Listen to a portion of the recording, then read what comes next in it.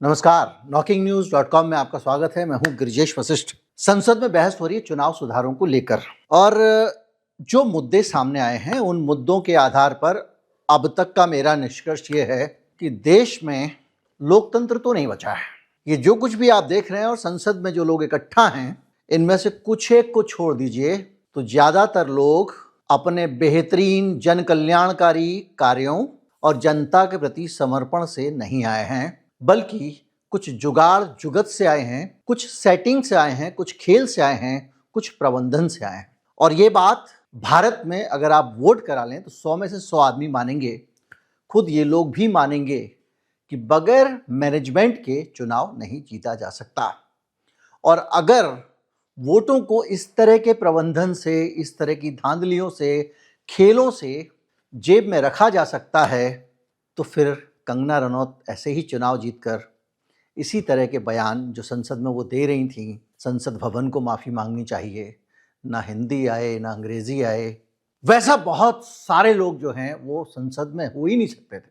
बहुत सारे मुख्यमंत्री नहीं हो सकते थे। लेकिन हमारे देश की राजनीतिक शक्तियों में राजनीतिक पार्टियां भी हैं और पार्टियों से इतर ताकतें भी हैं, उन्होंने इस लोकतंत्र को मुट्ठी में ले लिया है और जो संविधान प्रदत्त लोकतांत्रिक प्रक्रियाएं हैं उन सभी प्रक्रियाओं को अपना गुलाम बना लिया है। बहुत सारे हथकंडे अपनाए गए हैं। आज जब हम चुनाव में धांधली की बात कर रहे हैं, चर्चा हो रही है संसद में, तो लोग एक दूसरे से जो भिड़े हुए हैं, ये समझ ही नहीं आ रहा है कि ये विवाद क्या है और ये भिड़े क्यों हुए हैं, क्योंकि इतना भिड़ने की आवश्यकता ही नहीं है। हमारे सामने समाधान है। दोनों पक्षों को उस समाधान को मानने में दिक्कत क्या है, ये बड़ा सवाल है। हम बहुत सारी चीज़ों पे जाएंगे, लेकिन उससे पहले कुछ चीज़ों पे चर्चा कर लेते हैं। इस देश में कुछ ऐसी पार्टियां हैं जिनकी रैली में लाखों लाखों लोग दिल्ली की सड़कों पर आ जाते हैं, फिर भी वो चुनाव जीत नहीं पाती हैं। आप लोगों से बात करेंगे कहीं पे, चाय की दुकान पे या कहीं पे, तो लोग कहेंगे यार वो उनको चुनाव लड़ना नहीं आता, ये नहीं आता, वो नहीं आता। अगर आप किसी बड़े नेता के समर्थक से बात करेंगे, बोलेगा अरे तुम नहीं जानते हो भाई उसमें कितनी ताकत है, उसका दम नहीं जानते हो, ये नहीं जानते हो, वो नहीं जानते हो, ये बात करेंगे। लेकिन असल दिक्कत ये है कि चुनाव तो इस दम और ताकत से होना ही नहीं चाहिए। चुनाव होना चाहिए मैंने आपको वोट दिया और आपकी किसी अच्छाई को देखकर दिया और आपको दूसरों से बेहतर पाया इसलिए दिया। लेकिन क्या चुनाव इस आधार पर हो रहा है? तो यहीं से शुरुआत करें तो सबसे पहला सबसे बड़ा फैक्टर है चुनाव में पैसे का फैक्टर। पैसा फेंको तमाशा देखो, जो जितना पैसा फूंक लेता है उसकी जीत के चांसेस उतने ज़्यादा बढ़ जाते हैं। तो ये पैसा आता कहाँ से है? जाहिर बात है पैसा वो आदमी तो देगा नहीं जो इस देश का मालिक है। देश के 80% 90% लोग तो किसी पार्टी को 1 या 2 रुपए दे सकते हैं, 10-20 रुपए दे सकते हैं, इससे ज़्यादा दे नहीं सकते। 80 करोड़ लोग आपके दिए हुए मुफ्त के अनाज से गुजारा कर रहे हैं, वो क्या आपको चुनाव लड़ने के लिए पैसा देंगे? तो जब आपका ग्राहक पैसे वाला है, वो आपको पैसे देता है, तो भाइयों फिर राजनीति की दिशा क्या होगी? क्या वो लोकतांत्रिक होगी? क्या उसमें वो नीतियां जो बनेंगी वो कहाँ बनेंगी? वो सिर्फ नीतियां भी चुनाव प्रबंधन से प्रभावित होंगी, जैसे कि 10,000 रुपए देंगे, लाडली बहना योजना मध्य प्रदेश में। लाडली बहना योजना एक सबसे बड़ा घोटाला है। महिलाओं को जो बेनिफिट दिया गया है वो गरीबी की रेखा से नीचे वाली महिलाओं के नाम पे दिया गया है और अच्छी खासी खाती पीती इनकम टैक्स पे ही महिलाएं इसका लाभ ले रही हैं। विपक्ष बोलता नहीं है क्योंकि वो महिलाएं नाराज हो जाएंगी, उनके पैसे कम कट गए, तो सत्ता पक्ष इसका मजा ले रहा है और ये लूट, संस्थागत लूट चली जा रही है क्योंकि किसी पार्टी को उससे वोट मिल रहे हैं। तो ये जो व्यवस्था है, इस व्यवस्था में भारतीय जनता पार्टी लाखों करोड़ों अरबों कितने भी खर्च करे कोई पूछ नहीं सकता, कांग्रेस लाखों करोड़ों अरबों कितने भी खर्च करे कोई पूछ नहीं सकता, कोई तीसरी चौथी पार्टी है उसके पास पैसे ही नहीं है। क्यों? क्योंकि भारत का चुनाव का कानून कहता है कि आप अगर पार्टी हैं तो आप जितना चाहो उतना चंदा ले सकते हो, और जो सांसद है या विधायक का उम्मीदवार है उसको आप कहते हो कि आप पैसा एक हद से ज्यादा नहीं ले सकते हो। जब आपने एक जो जनप्रतिनिधि है, जो सबसे बड़ी ताकत है, इस देश की ताकत होनी चाहिए जनप्रतिनिधि जिसको मैंने चुन के भेजा, उसके ऊपर उसके बाप बिठा दिए हैं और उनके बापों को अतिरिक्त ताकत दी गई है। राजीव गांधी दल बदल विरोधी कानून लेके आए थे, आप दल नहीं बदल सकते तो सब कुछ तो दलों के हाथ में कर दिया और दलों को सुपर पावर दे दी गई। ये इलेक्टोरल बॉन्ड जो आया था, जिसको सुप्रीम कोर्ट ने गैरकानूनी बनाया, इसका मजा तो सारी पार्टियां ले रही थी ना जब ये कानून पास हुआ, सभी पार्टियां। तो सबसे बड़ी बात, चुनाव में धन की भूमिका खत्म करनी पड़ेगी, यानी कि पार्टियों के ऊपर भी सीलिंग लगा दो भाई। इससे ज्यादा चंदा आप नहीं ले सकते हो। कैंडिडेट के ऊपर सीलिंग लगाओ, इससे ज्यादा चंदा आप नहीं ले सकते हो। तो जब सब पार्टियों पर यह नियम लागू होगा तो गरीब आदमी, ईमानदार आदमी चुनाव में जा सकेगा, चुनाव लड़ सकेगा। अच्छा आदमी, भला आदमी, अगर देखिए मैं आपको एक उदाहरण देता हूं। आरएसएस की विचारधारा बहुत महान मान लेते हैं 2 मिनट के लिए।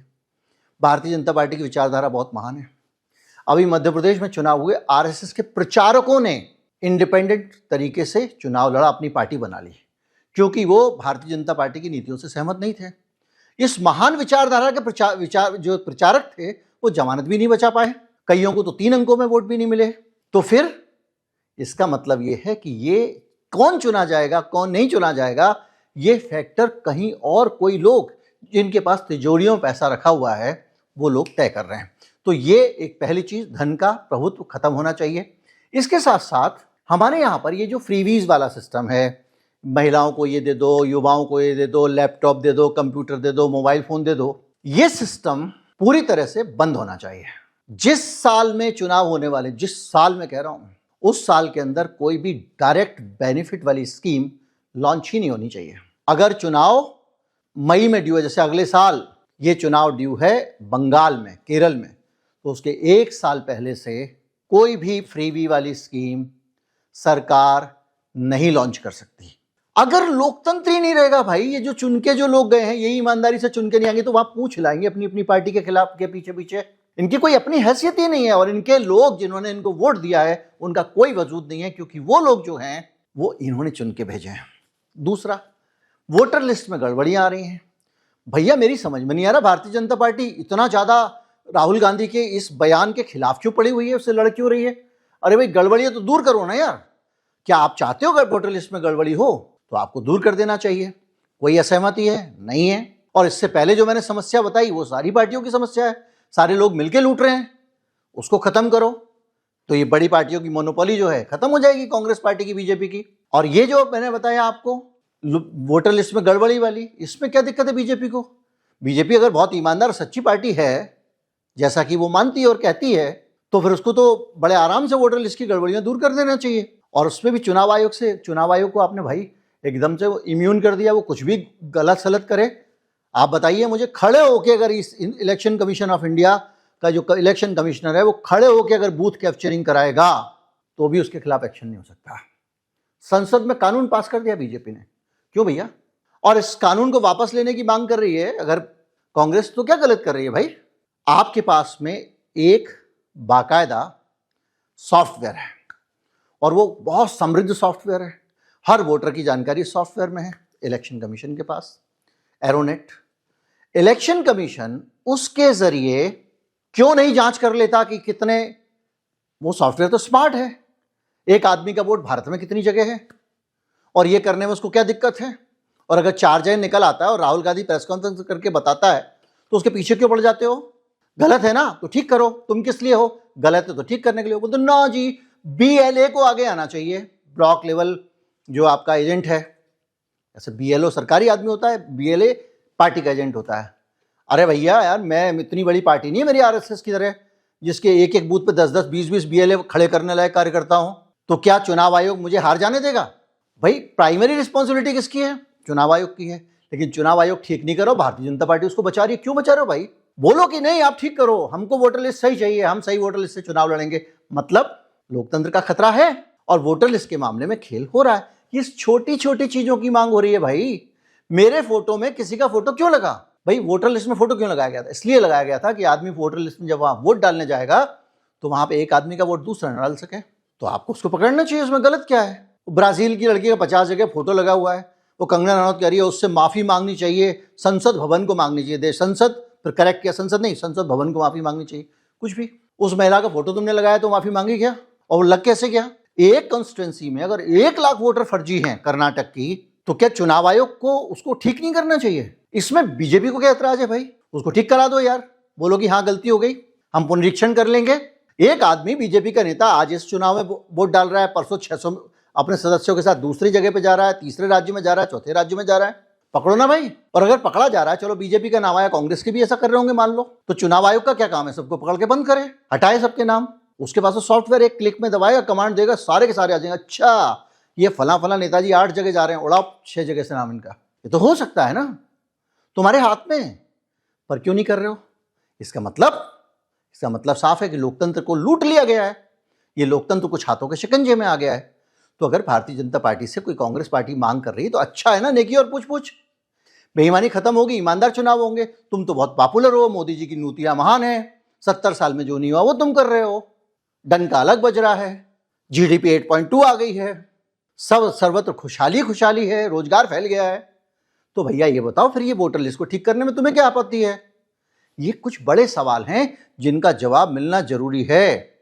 अब आप मुझे बताइए कि आप सीजीआई चुनोगे, अगर मान लीजिए बैठ के, कौन चुनोगे? चुनाव आयुक्त। बोले जी हम चुनेंगे, लेकिन चुनने वाली टीम में हम ही ज़्यादा होने चाहिए, मेजोरिटी में। 3 आदमी की टीम बना दी, उस टीम में एक ठो खुद मोदी जी प्रधानमंत्री, एक कैबिनेट मंत्री अमित शाह को रख लिया, किसी और को रख लेंगे वो, और एक विपक्ष का नेता। तो भैया बताना इसमें फिर किसकी मर्जी का बनेगा? अगर तुम्हारी नीयत सही है, तुम चाहते हो कि फ्री एंड फेयर चुनाव हो, नीयत छोड़ो एक तरफ। अगर इस देश में संविधान के हिसाब से फ्री एंड फेयर चुनाव हो तो तुमने ऐसा कानून क्यों बनाया? सुप्रीम कोर्ट के चीफ जस्टिस एक तीसरी न्यूट्रल पार्टी होती थी भैया, एक विपक्ष हो गया, एक सत्ता पक्ष हो गया, एक जुडिशरी हो गई, ये मिलके चुन लें। और सुप्रीम कोर्ट ने कहा भी कि इन्हीं को चुना जाना सही है। लेकिन सारी संस्थाओं में कुछ ना कुछ खेल है, तो सुप्रीम कोर्ट ने भी नीचे लिख दिया भैया चाहे तो सरकार कानून बदल सकती है। सरकार ने अगले मौके पे बदल दिया। लेकिन क्या इसको ठीक नहीं होना चाहिए? क्या भारत के लोकतंत्र को मजबूत करने के लिए भारतीय जनता पार्टी को ये नहीं करना चाहिए? इसमें कोई मेरी समझ में नहीं आ रहा है कि इसको लेकर तनाव क्या है, टेंशन क्या है। इसका मतलब ताल में काला है, चोर की दाढ़ी में तिनका है। अगर ऐसा है तो आप क्यों करना चाहते हो भाई? बड़ी सीधी सी बात है, इसमें कोई बहुत टेढ़ी मेढ़ी चीज तो नहीं है। अब आपको मैं कुछ और पॉइंट बताता हूं। अब आप कह रहे हो कि भैया कोई फर्जी वोट डालने अगर चला गया तो उसकी वहां पर एक सीसीटीवी में आता है भाई, जांच हो तो पकड़ लें हम उसको। ऐसी क्या जल्दी है कि जल्दी से उसको उड़ा देंगे हम ताकि कोई आदमी उसको देख ना सके? क्यों करना चाहते हो यार? इसमें किसको ऐतराज है? अगर वो 2 महीना और पड़ा रहे अगर कहीं पे सर्वर में, तो इलेक्शन और कमीशन को क्या उसमें परेशानी है? अब ये कह रहे हैं वो भाई साहब बहन बेटियां वोट डालने देते। भाई उस कैमरे में अगर बहन बेटियां दर्ज हुई हैं तो वो शुरू के 45 दिन तक जो है वो बहन बेटियां क्या कुछ और रहेंगी क्या? चाची हो जाएंगी क्या? 45 दिन बाद वो बहन बेटी हो जाएंगी क्या? इसको करने में क्या दिक्कत है? इसका मतलब है कि धांधली सब तरफ दिखाई दे रही है, नियत तो ठीक नहीं है। अब आप कह रहे हो कि अब वो कह रहे हैं कि भाई एक ऐसी वोटर लिस्ट दे दो जिसको लोग अपना सर्च करके डाटा मिला सकें। अब आप एक बार बताइए, एक तरफ आप कह रहे हो बीएलए ने ऑब्जेक्शन नहीं किया, दूसरी तरफ अगर कोई पॉलिटिकल पार्टी देश भर के वोटरों का डाटा आपके सर्वर पे सर्च करके निकाल रही है और निकाल के आपको गलतियां बताने को तैयार है, ऐसी वोटर लिस्ट उसको देने में आपको क्या दिक्कत है? प्राइवेसी का इश्यू आ जाएगा। भाई कैसे प्राइवेसी का इश्यू आ जाएगा? आप वोटर लिस्ट अगर प्रिंटेड फॉर्म में दे रहे हो तो प्राइवेसी का इश्यू नहीं है। अगर सर्चेबल डाटा होगा, कोई कंप्यूटर से सर्च कर लेगा तो प्राइवेसी का इश्यू आ गया। वैसे प्राइवेसी का इश्यू नहीं है।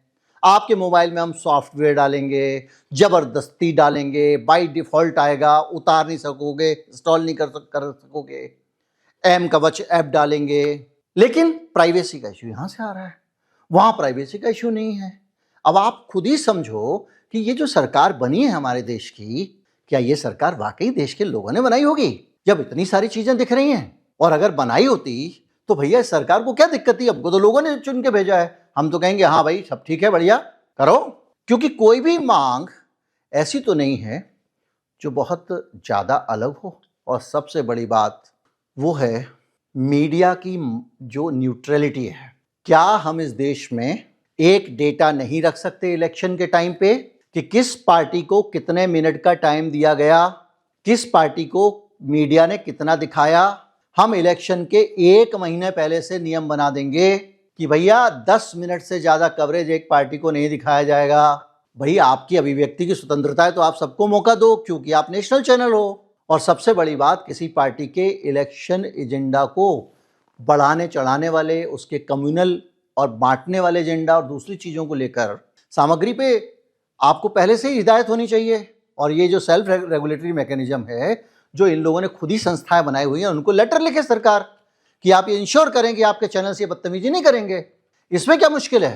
लेकिन करना नहीं चाहते हैं। मतलब साफ है कि भाई साहब, आपने अपने इतने सारे रायते बिखेर के रखे हुए हैं, इतनी सेटिंग की हुई है कि आप इन्हीं के दम पे खड़े हुए हो और आपको लगता है कि अगर कुछ गड़बड़ हुआ तो भाई मेरे ऊपर संकट आ जाएगा, इसलिए ये बेईमानी चलने दो। भाई इनमें से कोई भी चीज़ तो ऐसी नहीं है जिसके जाने पे किसी ईमानदार आदमी को दिक्कत हो। भाई मैंने चोरी नहीं की, मैं कहीं से जा रहा हूँ, ले लो मेरी तलाशी, क्या दिक्कत है? मैं रात को चोरी करने नहीं निकलता हूँ और कोई मेरे मोहल्ले में अगर सीसीटीवी कैमरा लगा रहा है तो मेरे को क्या दिक्कत है? लगा ले भाई, सड़क पर जो भी निकलेगा देख लेंगे रात को। ना जी, अरे तुम चोर थोड़ी हो यार। पर इसी से संदेह बहुत बड़ा खड़ा होता है, और वो छोटा मोटा संदेह नहीं। एक और बड़ी बात जो अब उठ के आने लगी है, अभी तक ये नेता नाटक कर रहे थे, अब ये खुल के आ गए। देखिए, कांग्रेस पार्टी कहती थी वीवीपैट की पर्चियां गिनवा लो। भाई क्यों पर्चियां गिनवाना है यार? तुम पर्ची गिनोगे उतनी देर में सीधे बैलेट पे जो पेपर जो गिन लो। पहले चुनाव के नतीजे 7-7, 8-8 दिन में आते थे, अब आप कह रहे हो चुनाव के नतीजे लंबे समय में आते हैं, इसलिए हमको ईवीएम चाहिए। भाई ईवीएम को लेकर 80 थ्योरी आ चुकी हैं। इतना ज़्यादा ईवीएम को लेकर संदेह है कि कोई एक थ्योरी जरूर है जिस पे कोई ना कोई हिंदुस्तान के लोग विश्वास करते हैं। कोई ए थ्योरी पे करता है, कोई बी करता है, कोई सी पे करता है, कोई डी करता है। पूरी खिचड़ी बनी हुई है। लोगों ने बहुत सारा काम करके, रिसर्च करके डेटा दिया है। चुनाव आयोग इसको भी छिपाना चाहता है। तो भाई अगर ईवीएम पे इतने संदेह हैं, लोकतंत्र का अल्टीमेट चीज क्या है? जनता का विश्वास। अगर जनता को खुद ही विश्वास नहीं है तो भाई ईवीएम खत्म कर दो ना। वोटर, अब आप बूथ कैप्चरिंग होती है तो तुम अंडे दे रहे हो सरकार में बैठे हुए लोग। पुलिस क्या कर रही है? ब्यूरोक्रेसी क्या कर रही है? अगर बूथ कैप्चरिंग होती है तो बूथ कैप्चरिंग तो अभी भी हो रही है। हमने कई वीडियो देखे हैं, अम्मा जी से उंगली उसकी दबाई जा रही है, जहां पर बाकी सब पार्टियों के सब जगह लोग तो होते नहीं है उतने।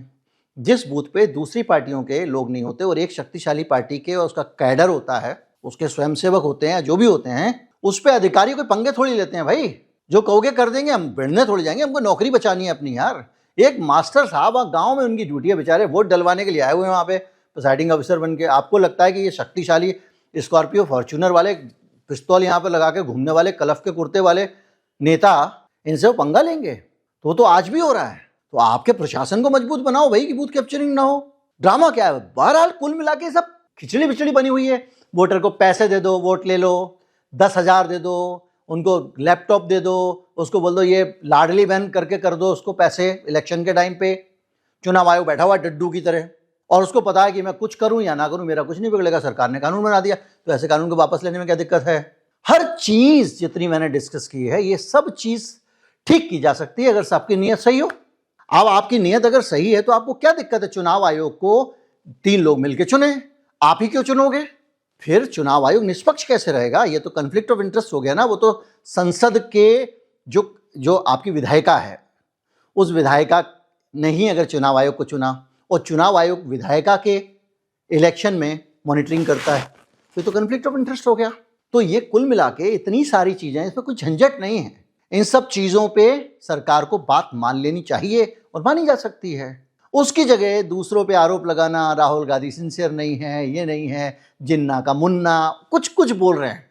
क्यों बोल रहे हैं? इसका मतलब ये है कि ये सब लोग कहीं ना कहीं वोट के हरण में शामिल हैं। इन लोगों ने लोकतंत्र पर कब्जा कर लिया, आपको समझ में नहीं आ रहा है। पुराने जमाने में होता था ना, राजा गर्दन काट के गद्दी पे बैठ जाता था, और लोकतंत्र में गर्दन काट के गद्दी पे तो बैठ नहीं सकता, लोकतंत्र में ऐसे ही कब्जा होता है। तो अगर भैया आज अगर ये नहीं बदलेगा, इसको लेकर जागरूकता नहीं होगी, तो कैसे काम चलेगा? जो बातें मैंने कही हैं, आप कहीं लिख सकते हैं तो लिखिए सोशल मीडिया पे, वीडियो लोगों तक पहुंचाइए। कम से कम अभी नहीं बदलेंगे तो अब कोई रास्ता नहीं है भाई। आपको लगता है कि अगले 100 साल तक निष्पक्ष चुनाव के जरिए कोई सरकार बन पाएगी? क्या जैनजी सड़कों पे विप्लव मचाएं? क्या बांग्लादेश जैसी दुर्गति हो जाए इस देश की, तब सुधार होंगे?